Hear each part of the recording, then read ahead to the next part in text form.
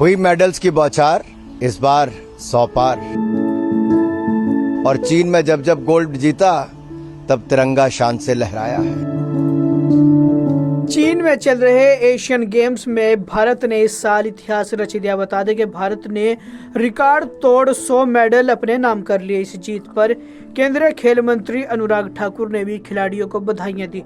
अनुराग ठाकुर ने कहा कि मौजूदा खिलाड़ियों ने वर्तमान और भविष्य के खिलाड़ियों के लिए एक नई प्रेरणा दी है। उन्होंने कहा कि खिलाड़ियों ने चीन में जब जब मेडल जीता तब तब भारत का तिरंगा लहराया। इसी के साथ उन्होंने कहा कि एशियन गेम्स में 100वां मेडल जीतने के लिए देश की कबड्डी टीम की महिला खिलाड़ियों को भी बधाई हो। हुई मेडल्स की बौछार इस बार 100 पार।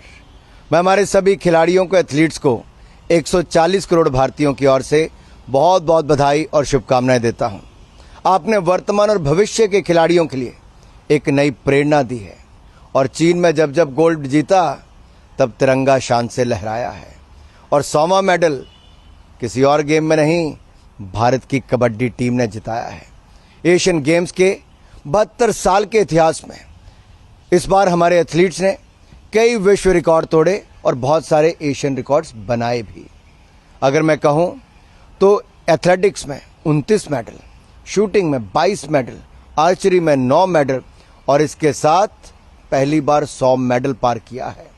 प्रधानमंत्री जी की सोच और उनके द्वारा दी गई सुविधाएं और हमारे खिलाड़ियों की मेहनत और उनका दृढ़ संकल्प, इसने सुनिश्चित किया कि भारत 100 का सपना साकार करे।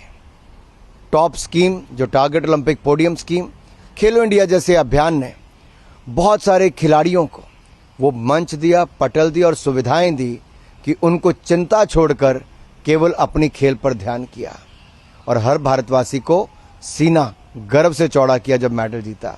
अब देखिए, टेबल टेनिस के वुमेन्स डबल्स में हो या बैडमिंटन की टीम में हो, ये भारत के लिए पहली बार मेडल जीता है। और इसके साथ साथ शॉट पुट में महिला ने 72 साल के बाद वापस मेडल जीतना। और हम वैसे ही हमारे मेंस में 4x400 मीटर जो रिले टीम थी उसने भी 61 साल के बाद, और डीकैथलॉन में तो 49 साल के बाद, और अब हमारे जो एक्वेस्टेरियन में ड्रेसाज की टीम है उसने 37 साल बाद, और मेंस बैडमिंटन सिंगल्स में 40 साल बाद भारत को मेडल मिला।